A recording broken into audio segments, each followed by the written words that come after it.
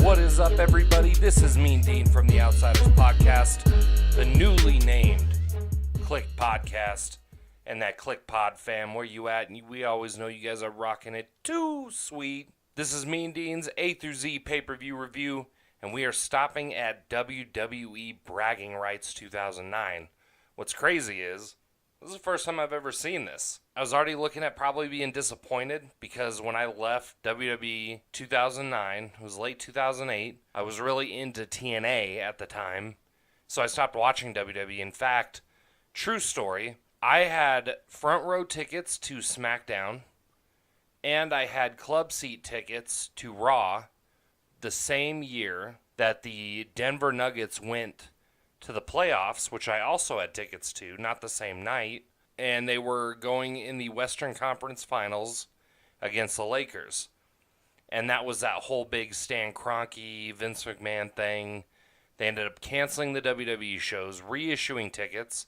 Well, they didn't reissue my fucking tickets, number one.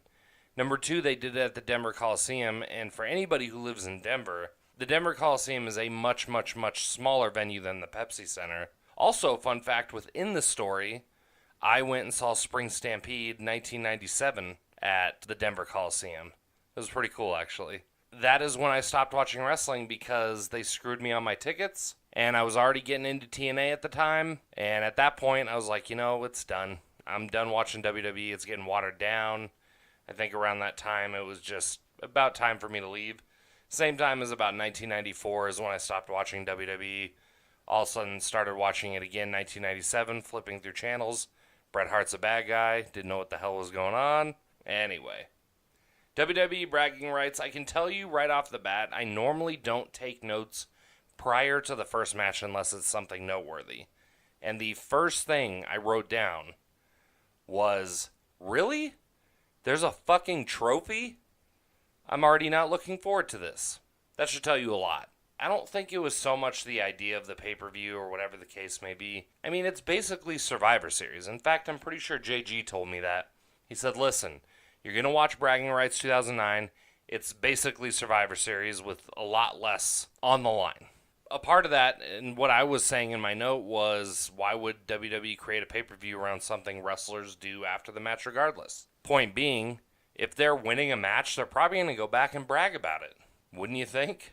So now we're basing a pay-per-view around it. This is when I think TNA was at its hottest, and this is when I think WWE was at its lowest in the new millennium. Match number 1, the U.S. Championship, Miz, versus the Intercontinental Championship, John Morrison. This was not a title match, but, you know, it is what it is. I know what the history was behind this. I know that they're tag team champs at one point. They talked about being the greatest tag team of all time, which is bullshit, right? You know, the more I see him as early in his career, I wonder why it took him so long to catch fire, but then I started to realize he didn't have a lot of reality in his character back then, no pun intended, seeing as he was on a reality show. He just didn't have a lot of reality in his character, and once you start bringing that in, and bringing that heat and bringing that fire, that's when The Miz started catching fire. And at that time in that match, he was wearing a mouth guard, and he looked like a fucking loser. I don't mean to be a douchebag about it, but The Miz looked like a fucking loser. I'm sorry. The only guy who could pull off the mouth guard, in my opinion, was Kurt Angle. I also want to do a poll here, based on this match. And something I want to talk to JG about, because there's a new segment I want to try out. I'm not going to give anything away, because I think it's going to be super awesome, but poll. It seems that had Morrison stayed in WWE, he could have truly been the king of the mid-cards, which is possible. With the paths that Dolph Ziggler and John Morrison took, who has a better chance shaking that mid-card? Honestly, at this point, I'm not sure who it is. I still think that Ziggler, no matter how many title matches he's going to be in, he's always going to be the mid-card. And almost if I was him at this point, I'd be like, why don't we just finish it with that? How could you be sad about a career where you're getting paid a shitload of money just to be a mid-carder? I understand the whole, let me be Shawn Michaels saying, you're not Shawn Michaels, dude. The other part, too, is I think if this match was booked today, it would be a much better match. I think that The Miz has come a long way from his in-ring standpoint, and Morrison is kind of on his decline of his in-ring standpoint, but Morrison is still an incredible athlete. It isn't a terrible match, but it's pretty much what is to be expected for 2009 and pretty much what I expected without ever seeing it before. Oh man, I'm going to say this a lot. Michael Cole was fucking making me furious in this pay-per-view. Not only did he use the word vintage 16 times, he also calls every move that you jump over the rope or on the top rope, off the top rope, a corkscrew quanja. I don't care if you're doing a flying crossbody off the top rope, he would call it a corkscrew quanja. Fuck you, Michael Cole. My God.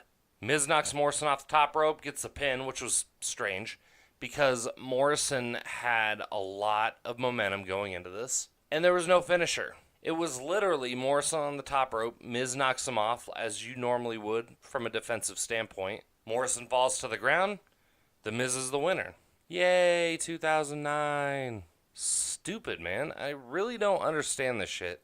I made the right decision. That's all I'm going to say. Match number 2, Beth Phoenix, Michelle McCool, and Natalya versus Kelly Kelly, Melina, and Gail Kim. This was a Raw vs. SmackDown as well. And they're in the back touting this whole, oh my gosh, well, now SmackDown has to get a win, and now Raw has to get a win. We have to do this together. Like, dude, it's who gives a shit? Really? Who gives a shit? Bragging rights. Nobody gives a shit about bragging rights. And this match, too. I honestly, when it started, I really didn't think anybody was going to give a shit about the match, to be honest. This is when Gail Kim returned after being the first ever women's TNA Knockout champion. So that was noteworthy because she didn't like coming back. I don't know why she did, if it was a money thing. It's just awful. This is like the peak of shitty women's wrestling. This is Divas wrestling, and it's just not good. Kelly Kelly can't hit the ropes. She can barely run up to the ropes, and she's a tall lady. I like Kelly Kelly. She can't hit the ropes, though, yet she can hit a Hurricane Rana in the middle of the ring. It's just very strange, the whole thing. And the crowd is really docile, too. There's nothing more to note on that. The crowd is just fucking out of it, to be honest with you. Late botch by Melina, but the winner, Beth Phoenix, Michelle McCool, and Natalya. Match number 3, Batista versus Rey Mysterio versus CM Punk versus The Undertaker for the world title. I had decent expectations for this. My prediction going in was that either Batista would get the win, but then I started thinking, I'm not entirely sure because him and The Undertaker had already had their rivalry. Then I started thinking Rey, but I don't think Rey was going to get the title. They really didn't like putting the title on Rey after he got it. He got a pity title, basically. So I'm thinking it's either going to be Taker still or CM Punk. So Batista's actually pretty much dominating most of the match, but CM Punk definitely gets a pace started, which is the way I expected it to be. There's some quarrel between Batista and Rey Mysterio being friends because of the Eddie thing, and Taker's still a champion. I bet you thought there was going to be more to that. Guess what? 2009. Nope, there's not more to that. Moving on. Oh yeah, but still, at the end, Rey was doing this heartfelt, oh, we almost had him, Batista. I'm like, you're not on a team. That was an individual match, Rey. No wonder you're not wrestling anymore. Fuck you, Rey. Sorry, Rey. I didn't mean that. And then Batista's like, oh, I'm just going to smash your face in. Like, very subtly. I was like, oh, that's kind of cool. And then he smashed his fucking face in. 2009. Match number 4, Team Raw. Triple H, Shawn Michaels, the newer version of DX. Cody Rhodes, Jack Swagger, Mark Henry, and Big Show versus Team SmackDown, Matt Hardy, R-Truth, Finlay, Chris Jericho, Kane, David Smith, whatever, and TJ. I put TJ because I forgot his name, and then I heard it, and then I forgot it again, and now you all now know that I watch Total Divas. It's for research. Shut up. It's a match. It's a match that's supposed to be like Survivor Series. It's basically Survivor Series. Or I'd like to say it might as well be Survivor Series. Again, this is another one of Cole's dumb fucking moments. Finlay replaced against Shawn Michaels. So Finlay goes in. He's starting to beat the hell out of Shawn Michaels. Michael Cole says, I wouldn't want to be Shawn Michaels right about now. Really, dude? Shawn Michaels is a fucking goat, dude. And Finlay? I'm not taking anything away from Finlay. Finlay grew on me back then. He's growing on me again as I'm watching these. But he's no fucking Shawn Michaels. Get it together, Cole. 2009. And I thought it was kind of cool, and just kind of looking at the technique with Triple H, I see that Triple H's technique really closely mirrors Arn Anderson's, which is not a part of the pay-per-view, but still. And Bobby Roode really closely mirrors Triple H, so Circle of Life, 2009. And my next note says, holy shit, Cole is really pissing me off. He just said that this is vintage bragging rights. ... This is the first ever bragging rights pay-per-view. Fuck you, Michael Cole 2009. Big Show turned on the Raw brand. Kofi Kingston. He turned on Kofi Kingston. Because you can't turn on anybody else in that match and then get over. He turned on Kofi. Winner, SmackDown, and then Jericho just clutched the trophy like he's the only person who won it. Although he did pin. Boom, 2009. The last match, which I had low expectations for, but I was pleasantly surprised. Match number 5, last match, John Cena versus Randy Orton for the WWE title in a 60-minute Iron Man match. There's a couple problems I had with this, but overall this is match of the night, hands down. Let's get into it. Great video package first off. Really captured the rivalry. I remember the rivalry. I know I didn't watch this pay-per-view, but I do remember the rivalry. 4 minutes in, Cena puts on an STF. Orton taps immediately before he can cinch it in, which for most of you who have watched John Cena over his career, he doesn't cinch in shit, okay? He's no fucking Benoit. Let me just put it that way. It's not like he's going to go kill his wife. 2009.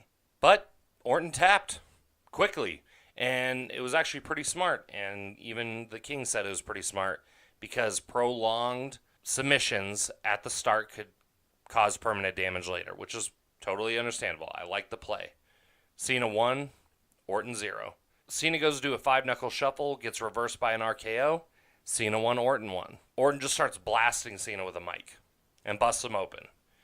And this is just getting to the time where the referees are starting to stop matches. 2009. What am I saying? So they're stopping the match because it busted John Cena open. They're trying to glue his head shut. Whatever. They didn't use gloves, though, so it was very confusing, the timeline. But it's like I was living in an alternate universe, 2009. Then Cena kind of gets some wind. He tries to go hit an AA. Gets countered immediately with an RKO on the switch over. Double pinfall, Cena 2, Orton 2. It was really cool looking. The problem is at the start, even after the first falls, there were no intermission. Then after that, they started doing 30-second intervals of intermission after the pinfalls to where you could not touch the guy. Bullshit. That is not an Iron Man match.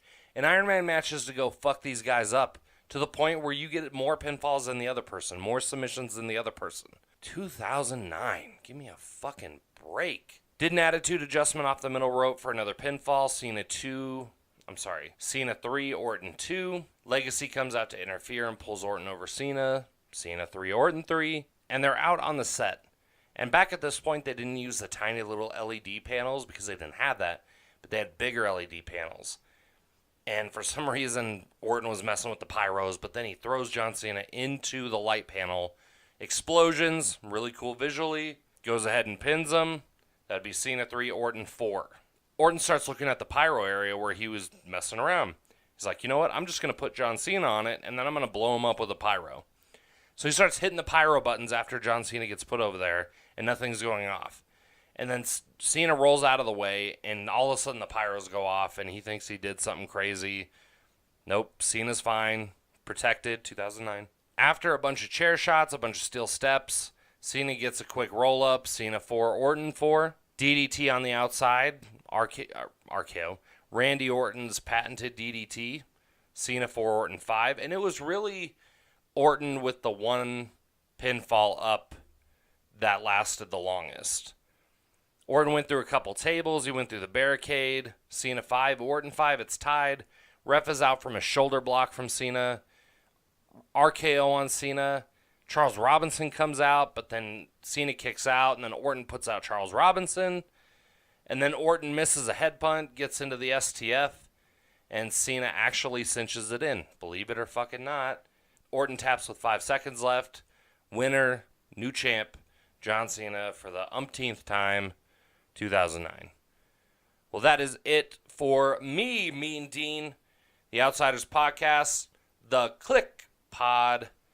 You are all the KliqPod family. You are all my children. 2009. Stay tuned for the next podcast. It would be WWE Bad Blood 2003. Not a bad pay-per-view, but be sure to listen to it, as well as my man JG on the Monday night, Tuesday night reviews, as well as the current pay-per-view reviews. Check us out. 2018, WrestleMania, April 8th, YouTube, live. We're going to be there. All you are going to be there. Don't do us wrong, suckers. 2009. I don't know what's with the 2009 thing, honestly. It sounds like that's like my angst for wrestling. Like anytime I get upset about wrestling, I think about the year 2009 because it was just garbage. So now every time I say, oh no, Raw didn't go that well, 2009. You know what? Let's just hashtag it. Let's just do hashtag 2009, KliqPod. At KliqPod, I want all you guys to hashtag me 2009. That's all I want. But I also want you guys to make sure you're there April 8th. WrestleMania Live pre-show, 12 p.m. Mountain Standard Time. We'll be on for 4 fucking hours. Be there. Or be square. That's it for me, Mean Dean. A through Z pay-per-view review. Enjoy!